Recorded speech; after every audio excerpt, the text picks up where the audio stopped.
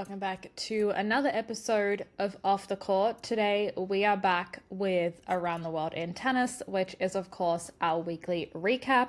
If you guys are not familiar, make sure you go back and check out some of our other episodes so that you guys can see how we do these little recap episodes.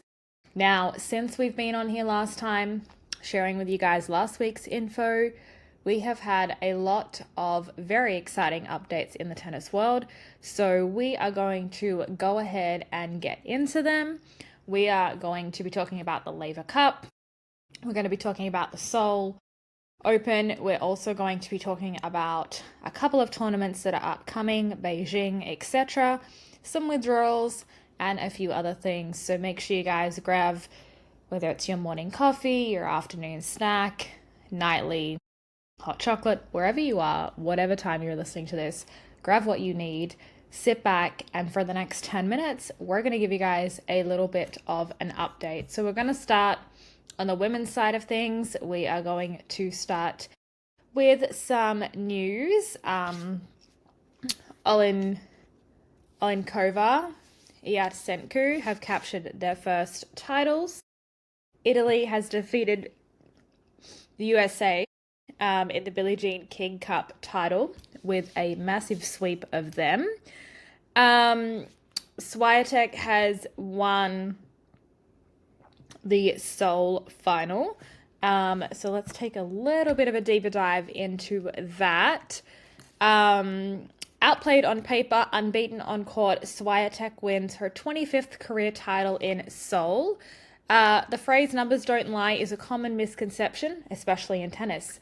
Sunday's Korea Open final, for example, where Iga Swiatek was outperformed by Ekaterina Alexandrova in nearly every single statistical category, including total points won.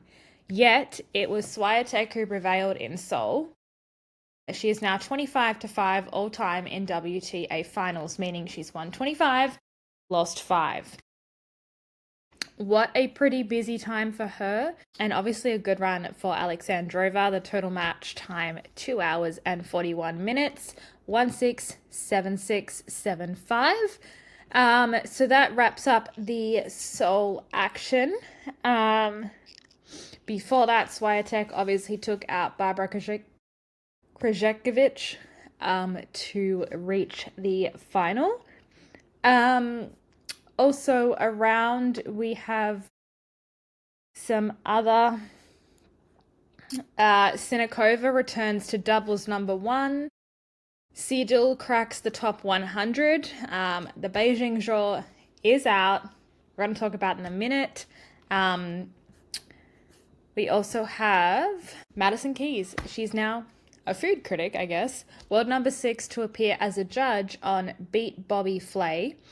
She will guest judge on the Food Network on Thursday, September 25th. So if you want to see a little tennis Food Network crossover, make sure you go check that out. Yeah, definitely some interesting news popping up here. We're not going to cover all of it, but what we are going to do is we are going to talk about the Beijing draw. Okay, Zheng has returned from injury. She is in the same section as Mboku and Towson. Aryna Sabalenka has decided to stay on vacation, although she is currently dealing with a minor injury. Of what, we don't know, but it was reported she is currently dealing with a minor injury and she will be missing the Beijing Open. For those of you who don't know, Beijing is a WTA 1000 title tournament, meaning it is a pretty big one, and the 9th out of the 2025 calendar. Number 11 seed, Elena Svitolina, has also withdrawn from Beijing due to a hip injury. Madga Linette has moved in Svitolina's position as the number 33 seed. Bianca Andreescu, Linette's original first opponent, will now face a qualifier or a lucky loser. So the draw's kind of just switched up a little bit. Iga Swiatek, fresh off her 3rd title of the year in Seoul, is the number 1 seed heading in, while defending champion Coco Gauff is number 2 seed.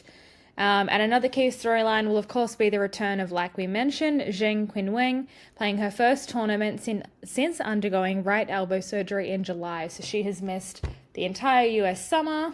and now she's going to be looking for some big moves here. The 32-seeded players all have first-round byes. Swiatek will start against either Yulia Putinsteva or wildcard Yuan Yu, while Goff will face either Kamila Rakimova or Lucia Bronzetti. Two former major champions are unseeded threats in the draw as they make their way coming back off injuries. Barbara Krejcikovic will take on Anna Blinkova in the opener winner. With the winner to play sole finalist and number 9 seed Ekaterina Alexandrova. Meanwhile, Bianca returns to action for the first time since injuring her ankle in Montreal a month ago, meaning she also obviously missed the US Open. The Canadian faces a qualifier or a lucky loser with number 24 seed Veronika Kudermetova awaiting the winner. Madison Keys also has joined Arina Sabalenka on the sidelines. She has withdrawn from the tournament as of Monday afternoon, citing injury. That is probably why you guys are going to see her on the Food Network, because she is injured. Okay, so some projected potential matchups as we go through the tournament. It's looking like Iga Swiatek could face Emma Navarro in the 4th round. Naomi Osaka could face Jessica Pegula. Mira Andreeva could face Daria Kasatkina. Jasmine Paolini, Veronika Kudermetova, Belinda Bencic, Coco Gauff. Elena Rybakina is also seeded. Amanda Anisimova, obviously coming off a really good win in New York. So there's a few things going on. In the same quarter of the draw is Swiatek, Navarro, Kalinskaya, Samsonova, and Pegula. And then also Naomi Osaka. In the second part, we've got Maya Joint, Daria Kasatkina, Mira Andreeva, Diana Snyder, Anastasia Potapova. So a lot of really big names in the second quarter. In the third quarter, Paolini, Birol, Ostapenko, Kudermetova, Kenin, Svitolina. Obviously now she's, The third quarter is led by number 3 seed, Amanda Anisimova, Baptiste, Katie Boltar, and Muchova. So a lot of maneuvering around, a lot of really good potential matchups. Yes, obviously confirming Elena Svitolina has withdrawn from the tournament. So a lot of really cool matches to look for. If you guys are in Beijing this week, make sure you keep an eye on it, because honestly, this tournament is such a good tournament. It has some really amazing facilities, amazing opportunities to get up close and personal with your favorite, or maybe not personal, but up close with your favorite women's tennis players. And also just a really good option to see some really high quality tennis, such high quality matches. So soon after the US Open over on the Asia swing. So obviously that's going to be really nice. We are going to go ahead now and jump over to the men's section. Of course, we're going to start with the Laver Cup. Congratulations to Team World on winning. Obviously, Fritz beating Zverev was able to clinch that title for them. Agassi, extremely happy. Let's take a look at what they said. Taylor Fritz backing up his upset of Carlos Alcaraz on Saturday with a win over Sasha Zverev on Sunday to clinch the Laver Cup for Team World. The California natives' 2 wins against top 3 players accounted for 5 points in a 15-9 victory this past weekend in San Francisco. Team World's 3rd Laver Cup triumph in 4 years. Fritz saying, "We're going to have a fun night, definitely popping some champagne in the locker room in a few moments." I am sure that they probably did do that. The victory delivered new Team World captain Andre Agassi the Laver Cup in his debut on the sideline, with the American legend's joyful presence lifting his team throughout the competition. Just seeing these guys on the bench getting pumped up, seeing a legend of the sport like Andre jumping out of his seat cheering for me, it's impossible not to be so fired up and just give it everything you have, added Fritz.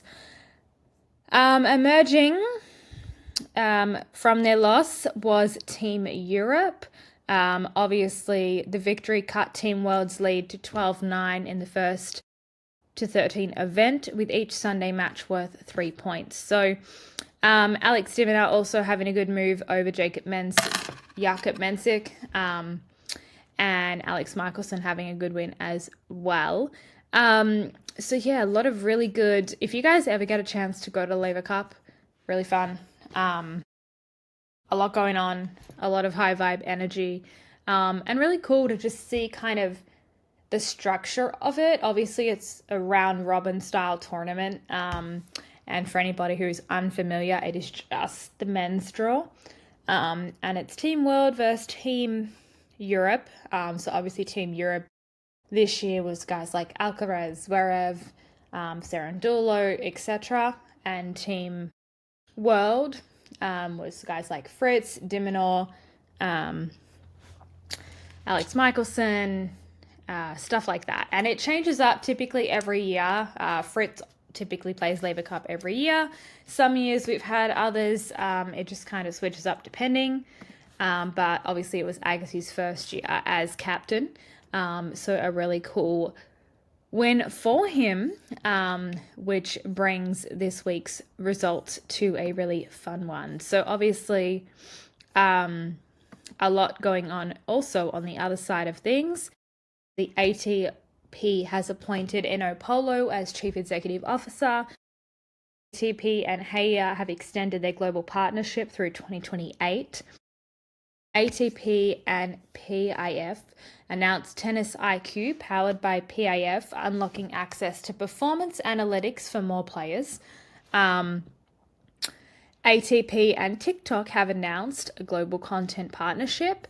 And players have earned a record 18.3 million through ATP Masters 1000 profit sharing. So a lot of really cool moments happening in the sport, a lot of off-court information that I'm kind of throwing at you guys. But I think what we're seeing is kind of like a new wave of tennis and a new wave, not just for the ATP, but also for the WTA, with a lot of the changes we've talked about over the last couple of months with the whole with the new like maternity rules coming in, new payments, all that sort of stuff.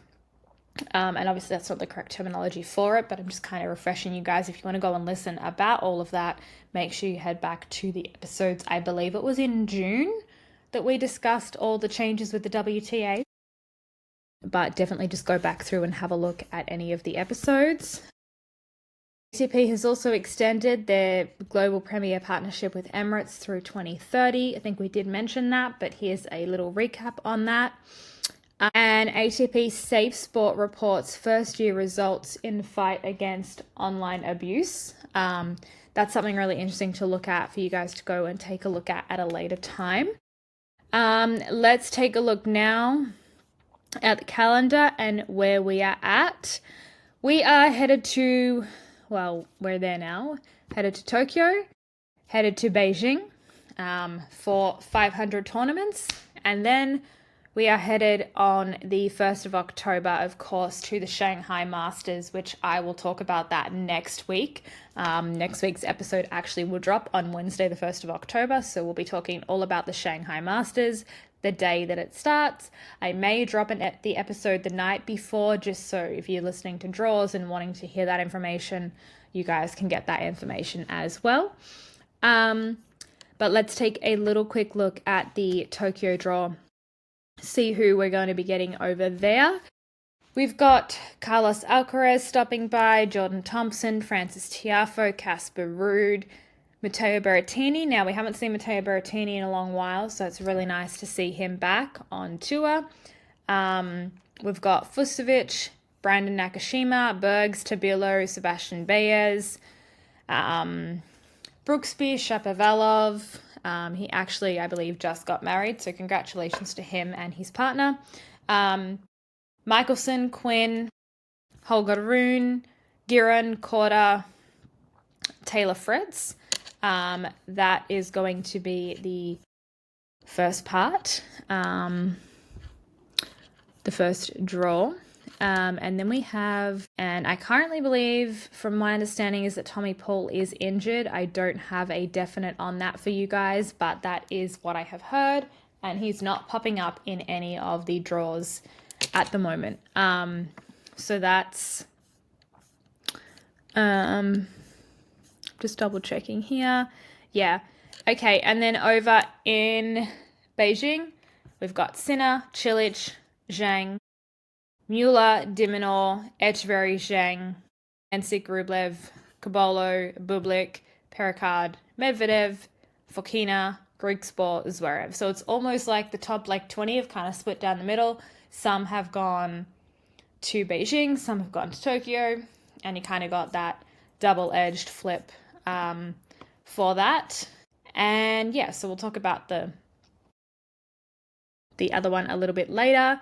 Let's give you guys a little bit, let's take Athens. So just to kind of give you guys a little bit of an update of how it's going to look for the rest of the year. I know we've talked a little bit about this, but our coverage will end on the 23rd of November.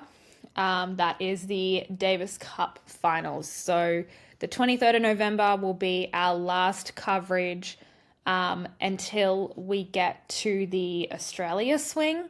That's typically where everybody gets like a month off, and we will start coverage again December 28th, I believe. I'll have to get an exact date for you guys on that, but it is around then. I'm not looking at it right in front of me now, that's why, but I have an idea it's around the 28th. So just keep that in mind. Of course, we will always be updating on our social channels. We love doing that for you guys. We noticed we've had some really great DMs over the last couple of weeks stating that it really helps them keep up with tennis because they really get to see just some quick stories and they don't have to go scouting. You know, a lot of people have a lot of things to do in their day, and the last thing they want to do is go scouting for all of this extra information for a sport that they love. And I know you can go right to the ATP and WTA websites, which we love to do also, but it is just really nice to be able to see live scores and hear live scores from someone who keeps up with them all the time. Like, I know that's what I would prefer to do anyway. Anyway, guys, that being said, that is all of the updates right now in the world of tennis. We will have some more for you next week. We'll also have some updates from Beijing, how that's all tracking. If you guys want to see all the updates that we do post, make sure you stay tuned on our TikTok and Instagram. It is just Off the Court Podcast Show. You guys can find us over there. So I hope you guys have a really good week. Get into it, enjoy the tennis, and don't forget you can also catch it on the Tennis Channel app.